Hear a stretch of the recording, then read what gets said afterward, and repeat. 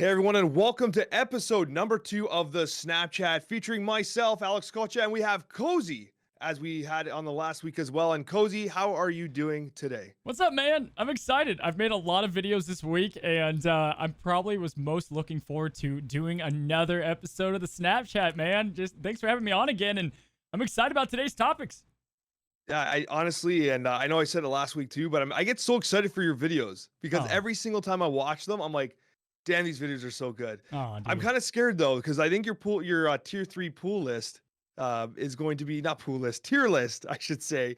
I think it's going to take you like 2 years to edit based on how Dude, I'm how already much editing you regret. do. I'm already regretting that one, for sure. But I'm gonna try to do something a little bit, special for it. But yeah, dude, that one's gonna be pretty rough. But the first two have been a lot of fun to do, and once I get it out, it feels good. But yeah, it's gonna Yeah, be rough. they're the But, best in the business, man. The best in the business. thanks, bud. But anyway, so tonight we've got 3 topics that we're going to be discussing today.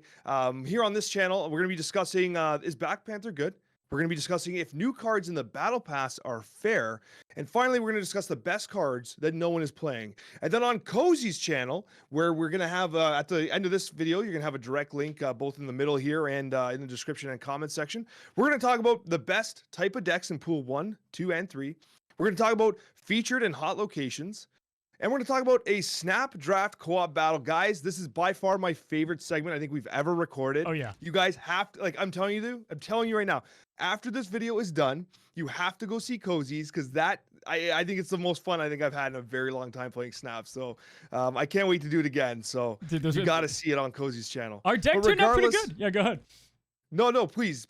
The deck turned out pretty dang good. I think it surprised ourselves even what we were able to manage to pull up together. But yeah, that's definitely going to be a reoccurring segment. But all right, let's start with your first one, Al.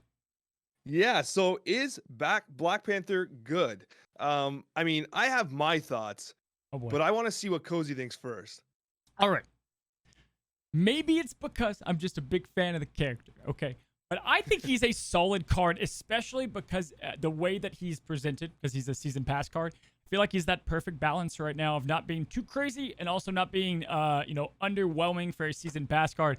He feels great, man. I think there's a lot you can do to manipulate the card. He makes other cards better, and the on-reveal decks, they get a bump up. It's a good deck. It doesn't do as good in Pool 3, and he makes it fun, man. I think he's great. And then best of all, he's a 5'8", which is underwhelming a tad bit, but at least it's not in the, Shang-Chi category of a 9+. Dude, I love him. I think he's great. I mean, I've got an orange border. I can upgrade again. I like him a ton. What are your thoughts? So Black Panther, it's not on the screen, by the way. There it is. You mentioned the border. I'm like, oh, what border? It actually does look good like that. It might be the nicest border, the glowing orange one, by the way. I kind of wish we could select our own borders, but I hope that I comes. digress. Oh, for sure. So I'd like to throw this out to you. I want a number, 1 to 10. What do you give Black Panther? Black Panther, after playing with him, a fair bit amount, right now, I'm going to give him an 8 or 7.5. Probably an 8. I'm going to give him an 8. Okay. Would I give him an 8? Probably No. not. Yeah, I already knew that was coming. All right, tell me why. Okay. So hear me out. I think Black Panther is not hot garbage, but I think it's like not good. So I'm on the other side. Like Okay. he is like a 4, maybe. A 4. Because- Okay. All right. 4. Okay, hear me out. Okay, Cozy's getting angry. I I'm can see it in his readjusting. eyes. I'm readjusting. Yeah, I wasn't prepped for this. He's getting ready to come over to Canada and punch me up. Yeah. So basically, okay, so first of all, he's basically a 5'8", right? But he needs so much effort from the deck building perspective and a combo perspective and a draw perspective to actually get him to somewhere legit. Like, I think right now, it's been the first week he's been out. Like, I have a clip of him getting to like 64 and multiplied with Zola and stuff like that. Like, I've done the magic, but so much low percentage effort went into making that happen. It is so inconsistent. Whereas like Jessica Jones is a very consistent 4-drop that hits 8. Okay. Right? Yep. I just think you have to do so much work to get Black Panther to where you like it. Like, you got to play cards like Forge, who's pretty suboptimal. You have to play like, okay, you got the Wong Spectrum, you got the Zola. Like, there's so many. Yes, okay, he goes insane, but he's so tricky. He's so tricky to pull off, and you need other cards. Like, he doesn't stand on his own. He needs other cards, and that's where I'm like, I don't think he's great as an individual card, because like it's so hard to evaluate cards because like when you put him in any card in a vacuum, I don't think that's fair. Yeah, Because this is a card game where you have a 12 card deck, right? Mm-hmm. I lean towards him being on the weak side. Yeah.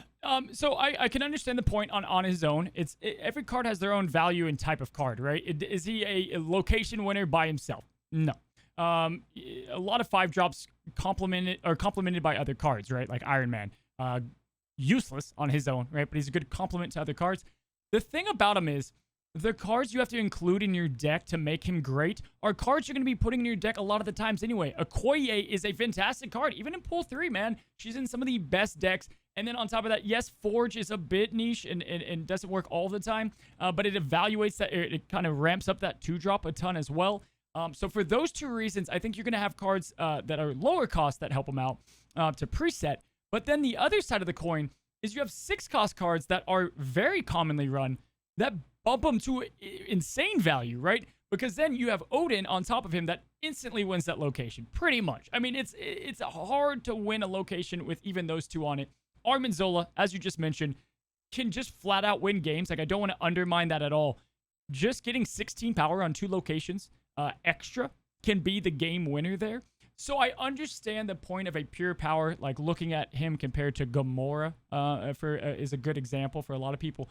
But I think that there's plenty of cards that complement him, and I like what he does altogether. And on top of that, you have good location love and some good synergy with one of the most fun decks with On Reveal. So, but I get the opinion. I'm curious to know the viewer's opinion. Yeah, absolutely. Let us know if let us know who's right in the comments, Cozy or Alex. Yeah. We want to know. We're gonna keep track. No, I'm not gonna keep track. Counting. I'm definitely gonna count. But anyways, the other side to that is, okay, tell me if I'm crazy, but I don't feel like having excess energy is like a confident way to win a location. You're one Shang-Chi away from just losing, right? Yeah. So like that's. But then again, like everyone's playing him right now. That's so what I'm saying. Right now, popular, it feels off. It feels off right now. And I think that if people start including him not always in just pure on reveal decks, like if you could get him in within a Okoye deck with even like Sarah Miracle deck, and you can just get a cheeky, quick Black Panther and just get him to a 5/12, or 5/10, regardless on how you upgrade him, then the value is skyrocketed, right? What you can get from him. I think right now it's tough to assess because every mother lover out there's got a Shang-Chi, man. Every one of them. Yeah, everyone's holding Shang-Chi right now. But so Black Panther, good, bad. We both have our opinions. Alex, the next one, how you get the guy himself. New cards in the Battle Pass. Is it fair? Break it down, bud. Yeah, this is controversial, and I actually feel this. I recently did a poll on my my YouTube. By the way, before I forget, both Cozy and I did do full guides for Black Panther. So if you're new to the game and you're looking to play Black Panther and you're not sure, how to build around him, Cozy has an amazing guide, and I have some guides as well. So basically, I did a poll where over 5,000 people voted just in the first day here, and it says, "Did you buy the Marvel Snap Warriors of Wakanda Season Pass?"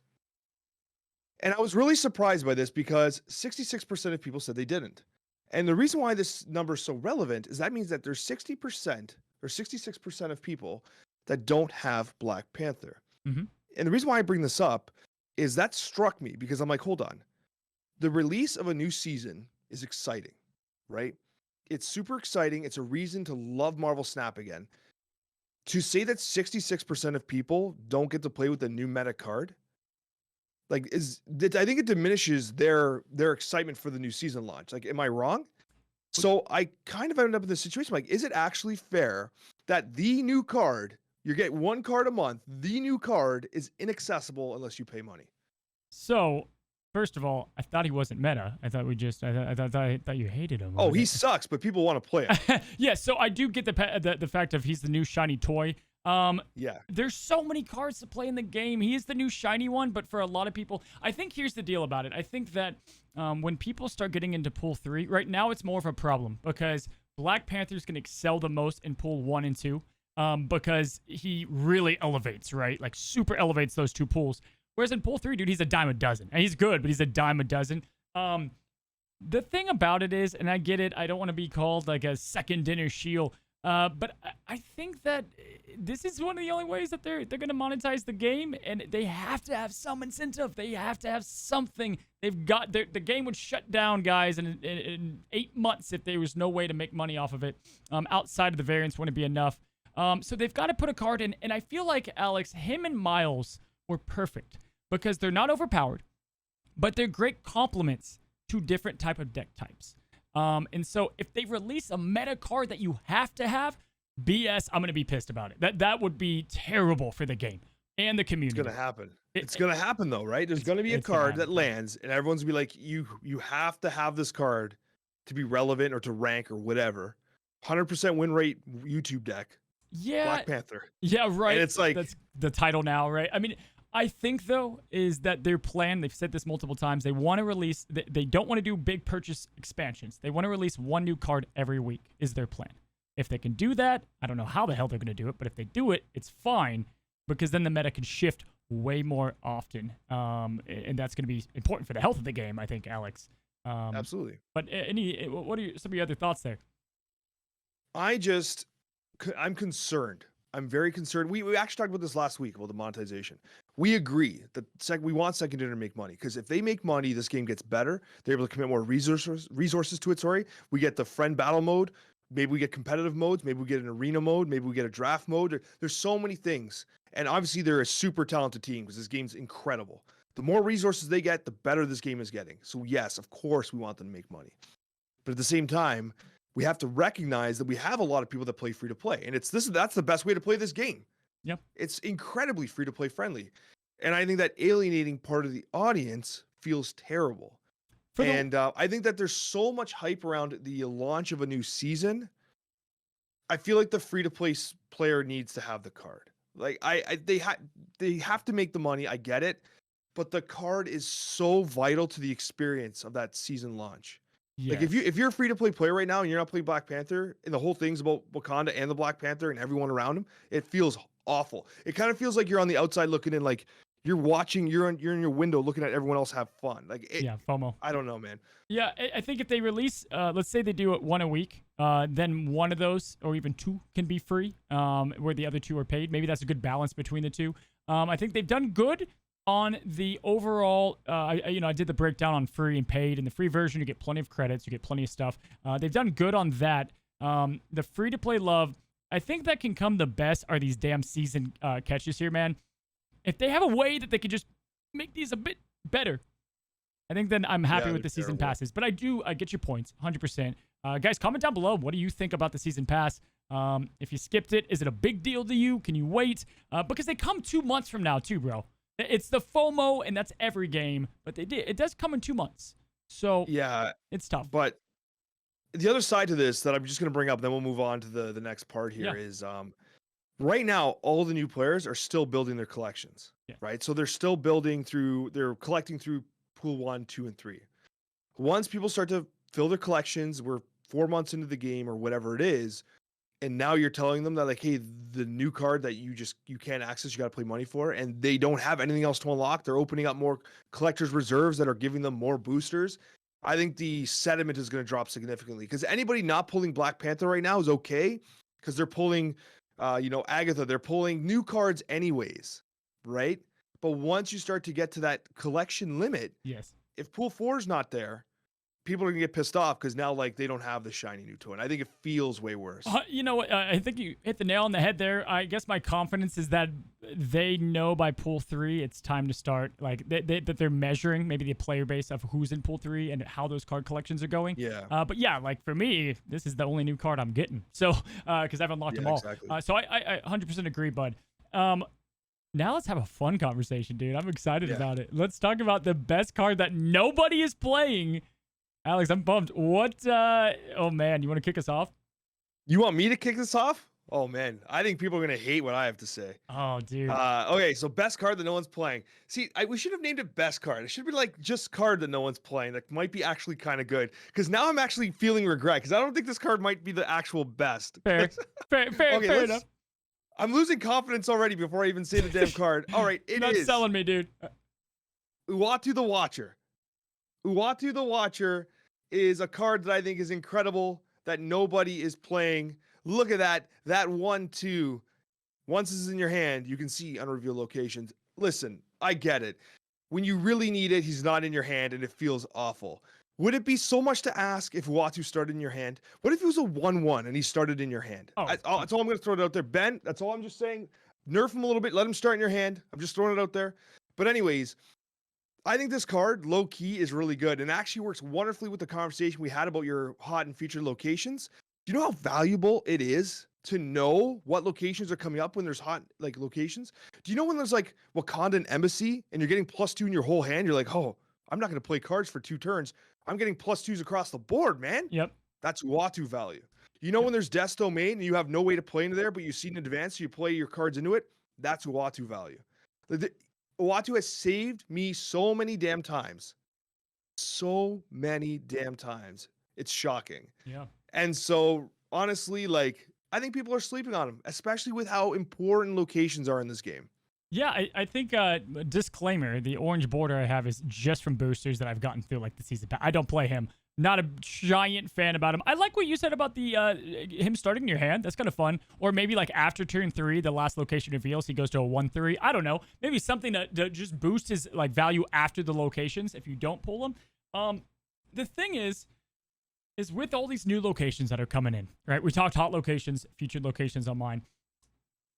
There hasn't been a lot introduced with penalties, right? If you play early, like Space Throne, man, terrible. Bar with no name, God, right? I want to see how many come out with penalties, right? A lot more. But I will say on that fact though, knowing location ahead of time, knowing locations ahead of time, dude, game changer. Game changer. It definitely helps. 100%, you're right there. When it does hit. But the fact that I'm hoping on 2 things to hit, him to come in my hand and for the locations to matter, is why I don't play him. But I get the argument, man. I get the argument. And talk about a card no one's playing, dude. You hit the nail on the head. Like, no, but not a lot of people are playing. Like, if you're playing want to, let us know down below. But any closing thoughts on this this giant baby? I think that he needs some sort of love. Like, I think he must be one of the least played cards. It's funny because I actually include him in a lot of my builds, especially when featured and hot locations are active. I include them. And people are like, why is Uatu in this? It's like so common comment, right? Yeah. And I'm like, you want to know if like, what's it called? If you want to know if like Bar Sinister's there, man. Like, you want to know if that's there. Fair like, enough. how do you not want to know? It's like, that's why Uatu's so important. But like, if he was like a 1-1 and started in your hand every time, like that would be so valuable. Like, there's got to be something that could be done. Even if he was like a 0-1 and therefore he had synergy with like a Lockjaw or like some sort of combo potential. Yeah. I don't know. I agree. Maybe if you play him into unrevealed locations, he gets +1 or +2, right? Yep. Like if you play him into a location that hasn't been revealed yet, maybe he gets a buff. Oh, that's kind of fun. Yeah, there's a couple creative ways to buff him. I think there is, and he does need one. A 1-2 that has so much luck of the draw. But I will say his background animation, dude, it's hot. It's nice. I like the space ones. I do like the Lady Sif variant one with the space. I love Star-Lord. I love space, so it makes sense. Well, dude, mine, I have a couple that I want to talk about. One that we could talk about together. But it's funny you bring up locations because the one that I want to bring out is location. She's definitely played a bit more than Watu is, but I don't see her in enough decks. And that's Scarlet Witch, man. I think Scarlet Witch is not played in enough decks, and I'll tell you why. I think Scarlet Witch can be an 8-cube winner, and those are my favorite freaking cards, Alex. I have won so many games, even with the Shuri's Lab, the most recent location. I would play I would play a 1-cost and a 2-cost, and then on turn 3, I'd Scarlet Witch the location, so I got all the value, and then left him in the dust. Bar with no name, changing it to the last second. Space Throne, changing it to the last second. Turn 5. The 2-cost is deceiving on Scarlet Witch. And I put her with other 2-costs. But I think Scarlet Witch and having location control, what you just talked about, is huge and viable in pretty much all the decks. And I'm a freaking just huge lover of the character. What do you think of Scarlet, man? I like her. I have won many a game changing Limbo on turn 6. Right? That's one of the best ways to win a game. So fun. She's a 2-3. Rhino's a 3-3, right? So she's 1 mana less. Yep. I mean, Storm's a 3-2. Yep. She can be a little wild with the actual location being random, but generally speaking, if you're randomizing the location, you know the one you have there is not ideal for you, the chances are you're going to get one that's either neutral to okay, right?